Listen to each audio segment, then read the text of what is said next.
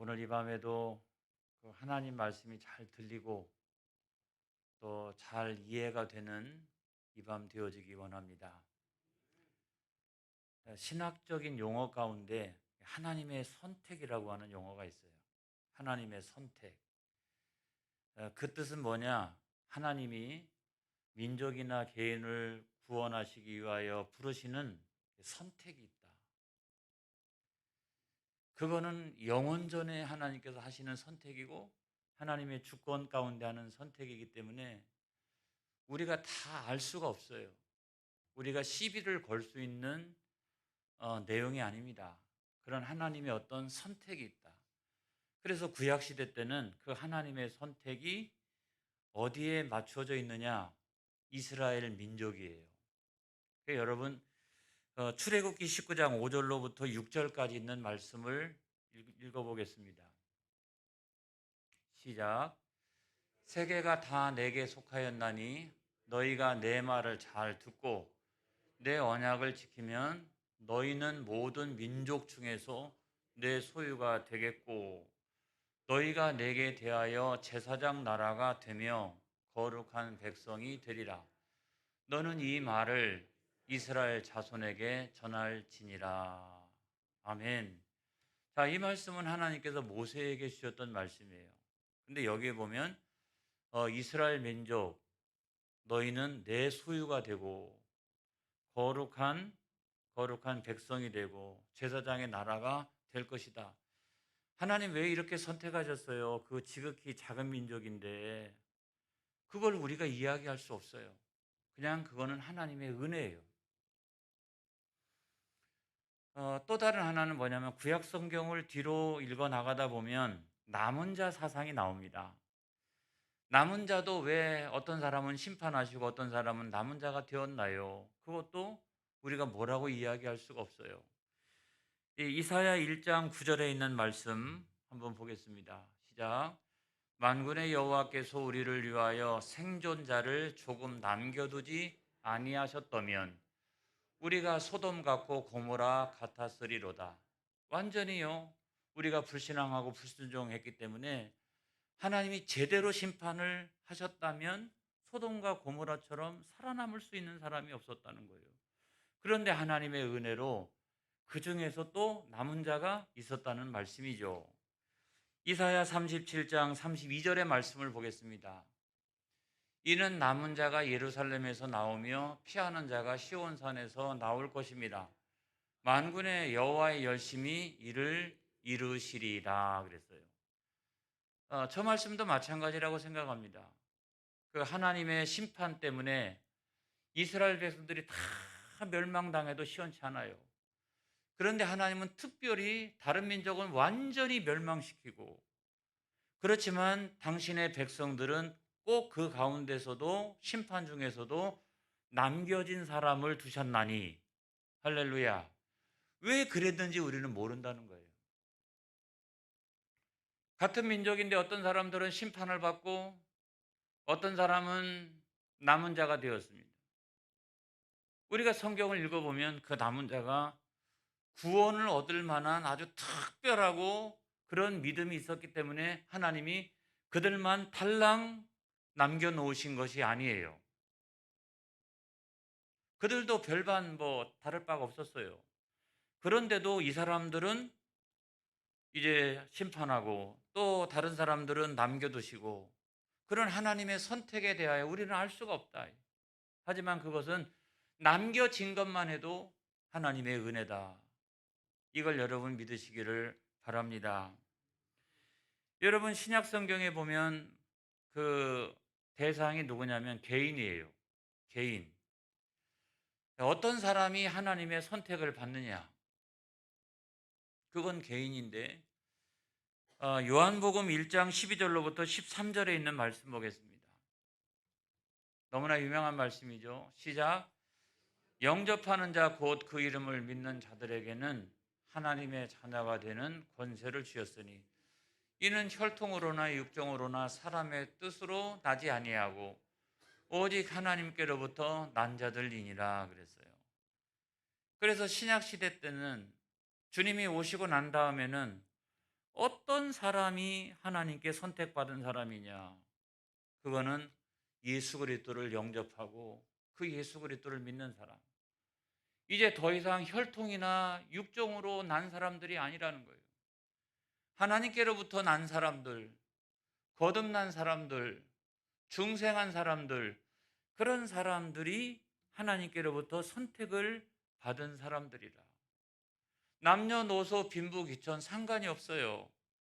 민족이 상관이 없어요. 성민 이런 거 없어요, 이제.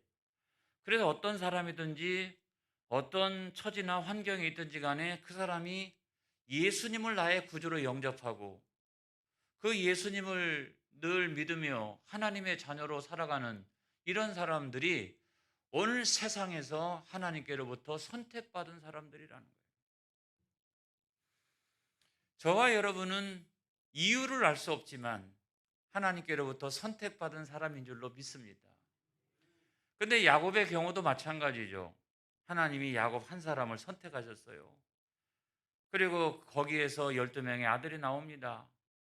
그리고 그들을 번성케 하셔서 이스라엘의 12지파로 삼으셨어요. 이런 하나님의 선택, 그들이 완전한 사람이냐? 그들이 의로운 사람들이냐? 제가 볼 때는 지난주 설교를 했습니다마는 그 가정을 들여다보면 엄청나게 복잡해요. 엄청나게 복잡하다고요. 이런 사람들을 통해 가지고 이스라엘 12지파를 왜 하나님이 세우시지? 너는 내 소유야. 거룩한 백성이야. 너는 제사장의 나라야. 이러면서 하나님께서 왜 선택하셨지? 몰라요. 하지만 거기에는 하나님의 은혜가 있었다. 이걸 믿으시기를 바랍니다. 여기에는 여러분 신학적으로 보면 이 선택의 동기가 있다.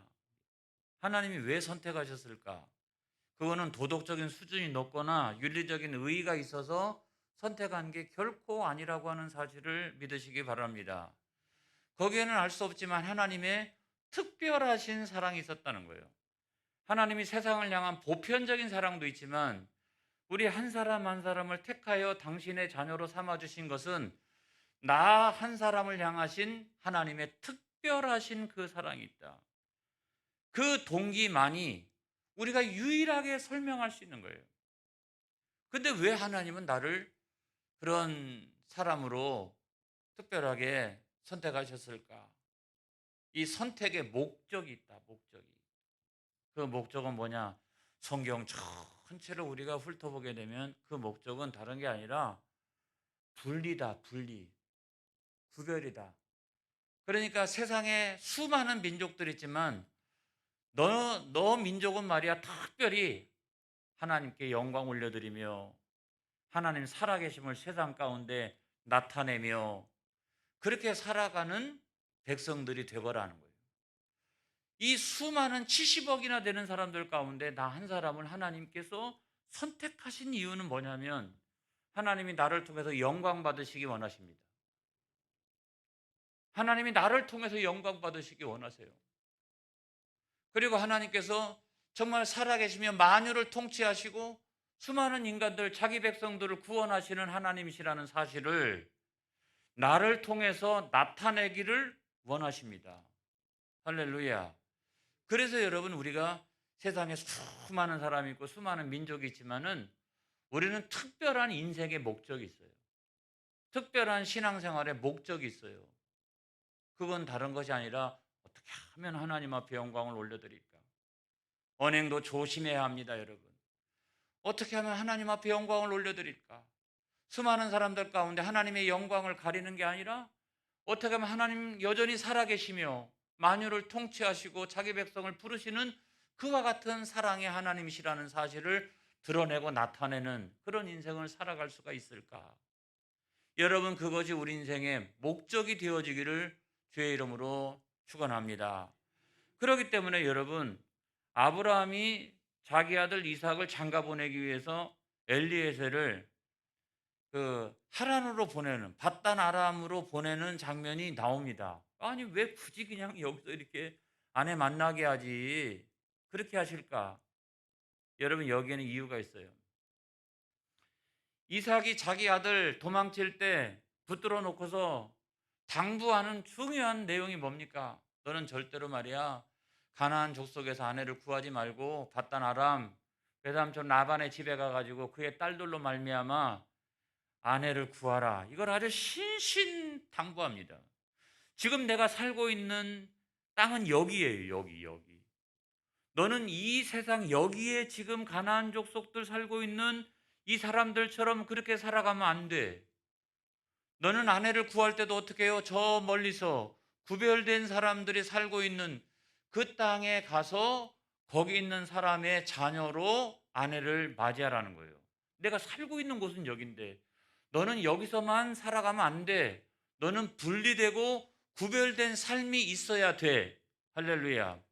여러분, 세상 사람들이 우리를 볼 때 너나 나나 똑같이 다 세상 사람이지만 그래도 내가 너를 보면 너는 좀 다른 것 같아. 너는 하나님의 자녀가 같아. 너는 진짜로 예수 믿는 사람 같아. 너는 성령으로 충만한 사람 같아. 여러분, 이렇게 우리는 세상에 속하여 살아가고 있지만 뭔가 나를 통해서 분리되고 구별된 사람이라고 하는 것이 드러나야 하는 것입니다. 할렐루야. 그게 있어야 되는 거예요. 똑같으면 어떻게 합니까? 아니면 어떤 경우는 더하면 어떻게 합니까? 안 되잖아요. 우리는 명확하게 하나님께서 나를 선택하신 목적이 뭐냐면 세상 사람들하고 똑같이 살아가라고 나를 선택하신 것이 아니다. 너는 달라야 된다. 너는 구별되어야 된다. 너는 분리되어져야 한다. 그것 때문에 나를 선택하셨다는 거예요. 그래서 선택된 사람들은 어떻게 살아가야 되느냐? 하나님께서 선택된 사람들한테 요구하시는 것이 있어요. 요구. 그것이 뭐냐면 말씀의 순종인 줄로 믿습니다. 하나님이 약속하신 그 언약에 순종하는 거예요. 그 순종을 통해서 우리는 하나님의 사람으로 변화되어져 갑니다. 그 순종을 통해서 정말 하나님의 사람의 인격을 장착하는 삶을 살아가게 되는 거예요. 믿으시기 바랍니다. 근데 그 순종이 간단하지가 않더라. 여러분, 창세기 12장 1절에 있는 말씀을 보겠습니다. 시작. 여호와께서 아브라함에게 이르시되 너는 너의 고향과 친척과 아버지 집을 떠나 내가 내게 보여줄 땅으로 가라. 분리시키잖아요. 하나님 말씀이잖아요. 근데 저기에 순종하기가 간단하지 않다는 거예요. 고향을 떠나는 게 간단합니까? 아버지를 떠나는 게 간단합니까? 친척을 떠나는 게 간단합니까? 그 순종의 길은 그게 간단하지가 않다는 거예요. 그 다음에 여러분 나중에 보면 야곱도 마찬가지인 것을 우리가 볼 수가 있습니다. 도망치다가 베델에서 사닥다리 위에 계시는 그 하나님을 만나게 됩니다. 하나님께서 뭐라고 말씀하십니까? 창세기 28장 15절 말씀 보겠어요. 시작. 내가 너와 함께 있어 내가 어디로 가든지 너를 지키며 너를 이끌어 이 땅으로 돌아오게 할지라. 내가 내게 허락한 것을 다 이루기까지 너를 떠나지 아니하리라 하신지라. 그래서요, 이게 하나님의 말씀이었어요. 나중에 돌아올 때까지 20년 걸렸지만 그 20년 내내 베델에서 하나님께서 나에게 하셨던 이 말씀, 분명히 나를 말이야 나와 함께하며 또 나를 지켜주시며 이 땅으로 돌아오게 하며 하나님 두 가지로 약속하셨는데 그 약속을 허락하기까지 절대로 하나님은 나를 떠나지 않으시는 분이야. 이게 모든 것을 지키게 한 거예요.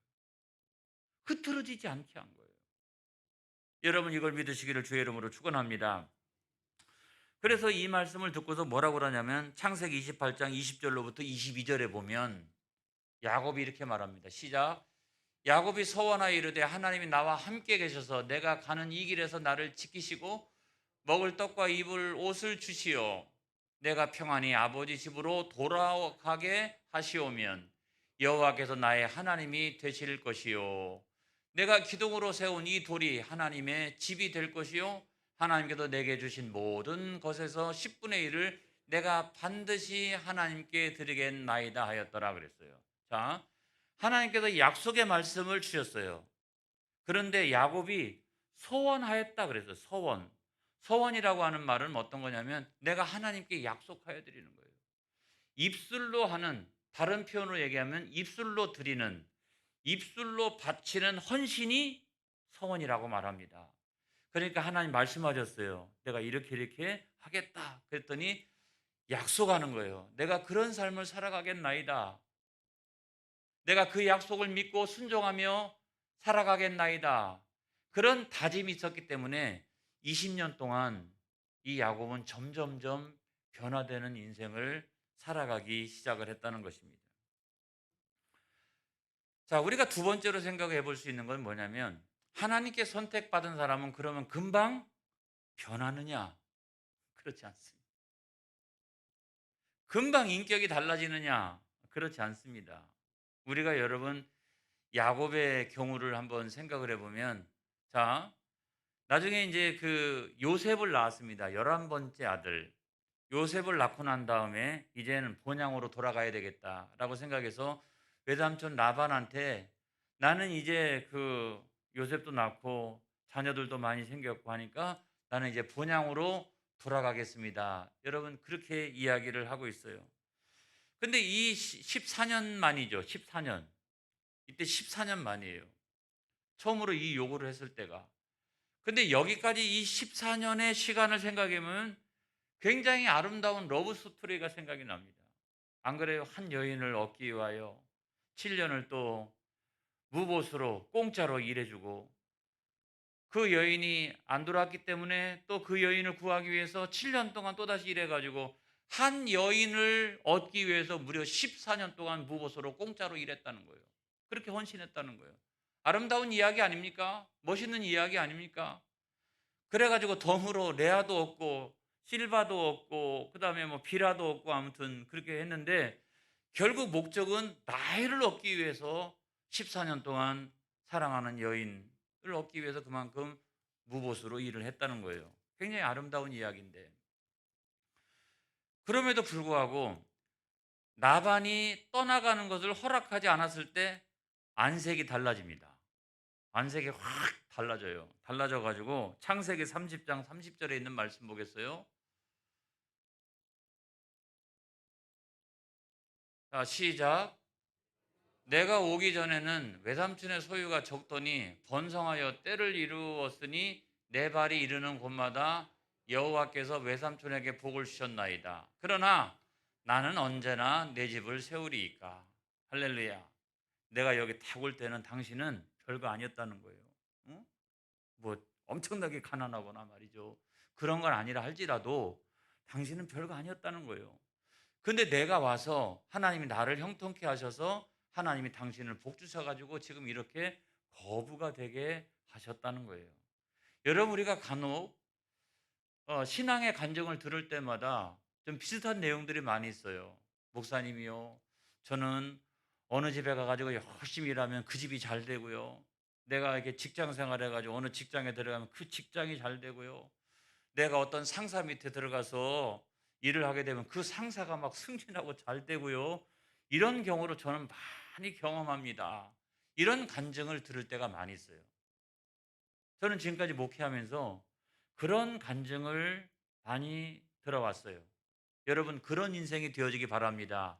그게 뭐냐면 복의 근원인 거예요. 내가 복을 받아서 내 가정이 잘 되고 내 사업장이 잘 되고 할렐루야 내 자녀가 잘 되고 아무튼, 그래서 우리가 복의 근원이 그런 내용이라는 거예요.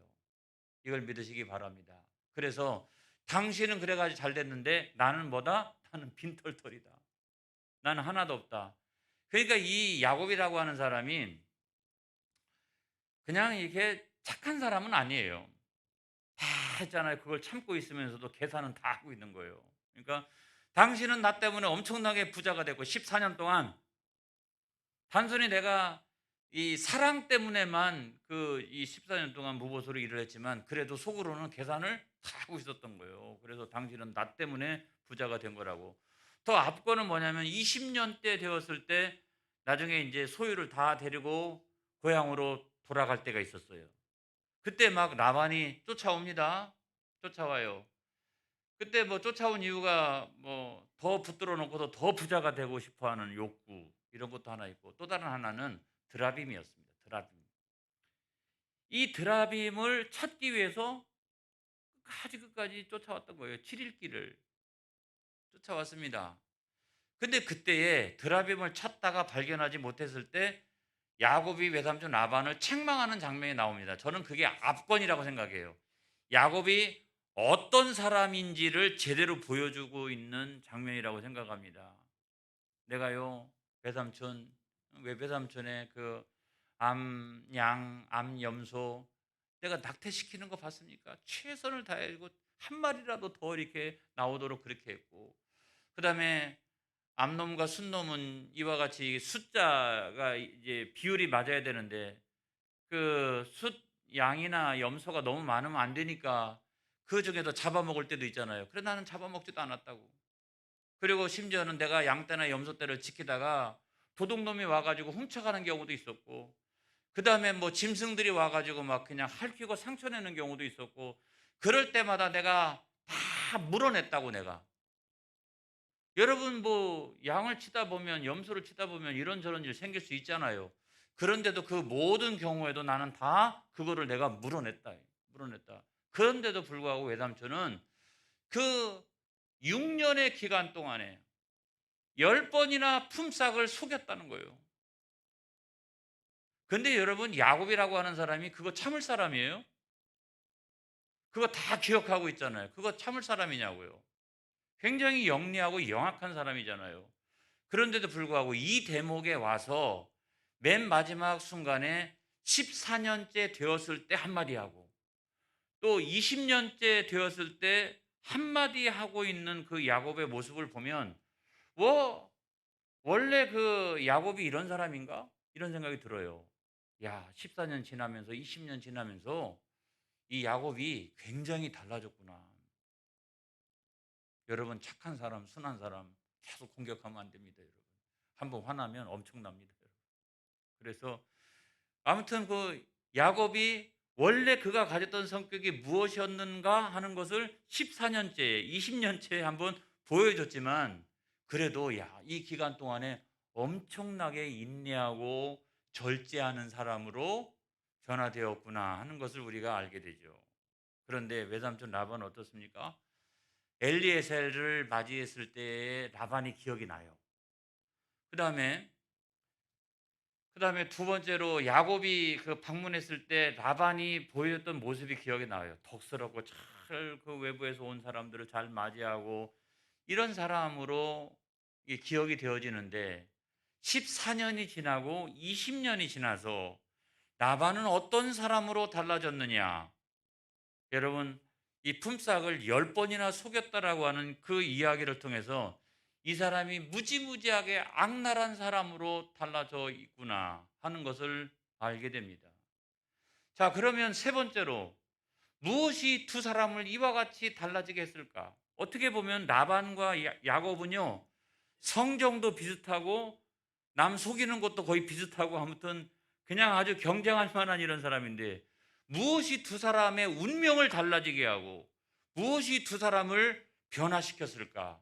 먼저 여러분, 야곱을 우리가 생각해 보면 오늘 성경 말씀이죠. 창세기 30장 32절로부터 33절입니다. 무엇이 달라지겠을까? 시작. 오늘 내가 외삼촌의 양떼에 두루 다니며 그 양 중에 아롱진 것과 점 있는 것과 검은 것을 가려내며 또 염소 중에 점 있는 것과 아롱진 것을 가려내리니 이 같은 것이 내 품삯이 되리이다. 후일에 외삼촌께서 오셔서 내 품삯을 조사하실 때에 나의 의의가 내 대답이 되리이다.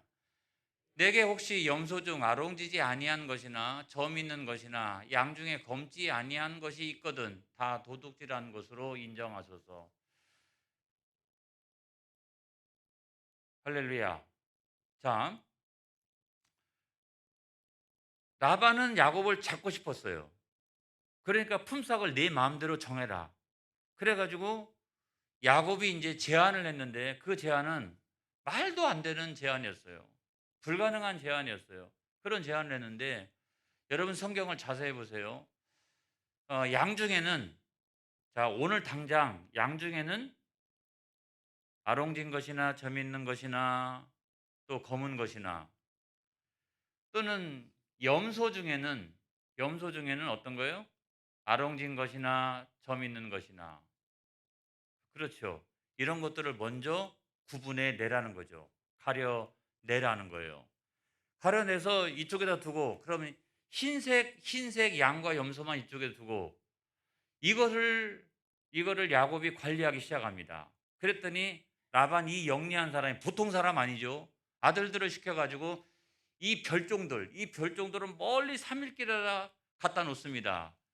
그리고 나서 후일에 야곱은 이 흰색만을 가지고 내가 관리하다가 이 가운데서 아롱진 것, 그다음에 점 있는 거, 검은 거 나오면 그거는 내 거가 되고, 그다음에 여기서 흰 것이 나오게 되면 이거는 당신 것. 이렇게 해 가지고 약속을 하게 되는 거죠. 근데 저는 잘 모르겠어요. 뭐 다 흰색만 봐 가지고 염소는 까막 염소를 봤어요. 근데 양은 막 이렇게 점이 있고 아롱지고 검은 거 제가 못 본 것 같아요. 근데 아무튼 이거는 별종이 태어난 거죠. 염소는 달라요. 염소는 여기 성경을 잘 보면 성경에서 아롱지고 점 있는 거. 그러니까 거기에서도 검은 게 있었던 모양이죠. 근데 아무튼 검은 것과 흰 것이 염소 가운데는 뭐 비교적 많이 있으니까 이 가운데서 그 검은 거 빼고서 어떻게 아롱진 거가 또는 점 있는 거나 그거를 내 소유로 삼겠노라, 그렇게 얘기했는데 실질적으로 이거 불가능해요. 안 그래요? 다 흰 것만 갖고 있는데 여기서 별종이 나온다라고 하는 것은 불가능하다고요. 근데 나중에 방법을 동원하죠. 뭐 버드나무, 그다음에 살구나무, 신풍나무 해 가지고 껍질을 벗기는데 이 껍질을 벗겼다고 그래서 껍질을 완전히 다 벗긴 게 아니에요. 얼룩얼룩하게 벗긴 거죠. 자, 원래 나무 색깔은 갈색이거나 검정색을 띠거나 회색을 띠거나 이렇죠. 근데 껍질을 벗겨도 중간중간을 파내듯이 벗긴 거예요, 이렇게. 그렇게 되면 이게 얼룩얼룩하다고요. 그래서 염소들이 물을 먹으러 개천에 나와서 물 구유에다가 이렇게 머리를 박을 때 먼저 그거를 가까이 둬서 보게 하면, 얼룩얼룩한 걸 보게 하면 새끼들이 얼룩얼룩한 것이 나오게 될 것이다. 웃기는 얘기예요, 진짜. 저는 민간요법이라 할지라도 이거 웃기는 얘기라고요. 이렇게 아주 영악한 야곱이 그거를 믿었을까? 민간요법을 동원한 것은 사실이지만 그럼에도 불구하고 저는 야곱이 그렇게 해서 별종들을 얻을 수 있을 거라고 생각하지 않았다라고 생각합니다.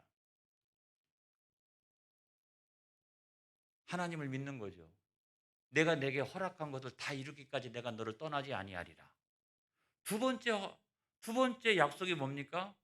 이 땅을 차지하게 될 것이다. 땅은 재물이나 가축이나 토지나 이걸 말하는 거 아니겠습니까? 하나님의 그 약속을 기억하는 거예요. 내가 이렇게 하든 저렇게 하든 아무튼 하나님은 그 약속을 지키시리라. 할렐루야. 그래가지고 하나님을 의지하는 그 믿음이 야곱을 변화시킨 거예요. 그러면 외삼촌 라반은 어떻게 됐느냐? 솔직히 말하면 외삼촌 라반은요, 제가 볼 때는 드라빔을 믿는 사람이었어요. 그러니까 형식적으로는 하나님 믿지만 실질적으로는 드라빔을 믿는 사람이었어요. 그러니까 혼합주의적인 신앙인 거죠. 여러분, 절대로 혼합주의적인 신앙을 갖지 않기를 축복합니다. 혼합주의는 하나님 믿는 게 아니에요. 결과적으로 그 다른 우상을 믿는 거예요, 실질적으로는. 그리고 우리는 명목상 크리스천인 경우가 많이 있습니다. 실질적인 크리스천이 돼야 능력이 나타납니다. 할렐루야. 그래서요, 라반이요, 그 드라빔 찾으려고 막 7일 길을 막 열심히 쫓아오고 있는 장면 보세요. 그냥 인사도 없이 떠나느냐? 이게 핵심이 아니라 어찌 보면 드라빔을 다시 찾기 위하여, 그래서 제가 드라빔이 왜 이렇게 중요한지 저렇게 7일 길이나 쫓아올까 하고서 제가 찾아보니까 드라빔은 단순하게 드라빔이 아니에요. 드라빔은 가족 수호신이에요. 그래가지고 사람처럼 이렇게 된 과자 있죠. 이렇게 발톱이 있는 과자. 그게 드라빔하고 아주 비슷하게 생겼어요. 그게 큰 것은 사람 키 정도 되고 작은 것은 호주머니에다 넣고 다닐 정도가 되니까 말 한 장 속에다가 그 라헬이 숨긴 것을 생각을 해보면 이게 굉장히 작은 것도 있구나, 이게 소유 이렇게. 그런데 이 드라빔이 간단하지가 않습니다, 여러분. 뭐냐면 첫 번째로는 그 가족 중에 드라빔을 누가 갖고 있느냐에 따라서 재산에 대한 소유권이 있습니다. 옛날에는 대가족 제도 아니겠습니까? 그런데 그 드라빔을 누가 가지고 있느냐? 이거에 따라서 재산의 소유권자. 그 드라빔을 갖고 있는 사람이 가족의 대표자. 그 드라빔을 가지고 가장은 점을 치는 거예요. 야, 이게 어떻게 될까? 이렇게 점을 치고 말이죠. 여행을 바라고 이렇게 합니다. 그리고 그 드라빔은 가족 수호신이에요. 가족의 안녕과 평안. 자, 이렇게 보면 실질적으로 라반은 무엇을 믿었느냐? 드라빔을 믿었다라고 하는 말은 재산 믿은 거예요. 재산. 거부가 되는데 목매고 있잖아요, 지금. 그러니까 재산을 믿은 거예요. 두 번째 뭘 믿었어요? 가족을 믿었어요.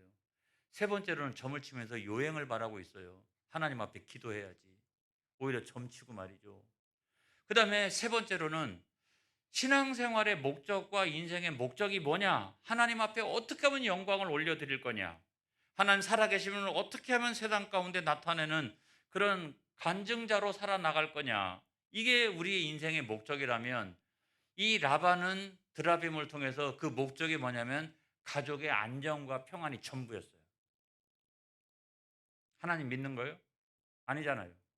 이게 전부였다고. 이게 사실은 이게 전부 내가 신앙생활하는 전부예요. 전부. 이유가 거기 있었어요. 결과는 어떻게 됐습니까? 나중에 야곱이 비실비실하고 이런 것들 오면은 그 가지를 다 치워버렸어요. 그러니까 여기서는 다 어떤 게 나요? 비실비실하고 약하고 이런 것들만 나고, 아롱지고 이 별종들은 막 다 튼튼하게만 태어나고, 이건 다 내 거. 그다음에 비실비실한 건 다 누구 거? 라반 거. 이렇게 되고, 가장으로서의 권위가 있었습니까? 없었잖아요. 딸들도 누구 편이에요? 야곱 편이에요. 딸들도. 그리고 사위가 돼가지고 막 그냥 책망하잖아요. 이렇게 장인을 갖다가 막 책망하고 말이에요. 당신이 이럴 수가 있느냐 그러고. 여러분, 가족이 잘 지켜졌나요? 아니잖아요.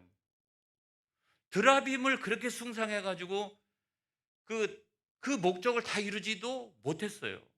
여러분, 중요한 것은 뭐냐면 우리가 하나님 안에 살아가는 인생이 되어져야 한다는 거예요. 하나님은 나를 변화시키셔서 하나님께서는 우리에게 약속하신 걸 다 이루어 가시고, 그래서 하나님 안에서 새로워지는 인생이 중요한 거예요. 드라빔 안에서는 절대로 그 인생이 새로워질 수가 없다는 거예요.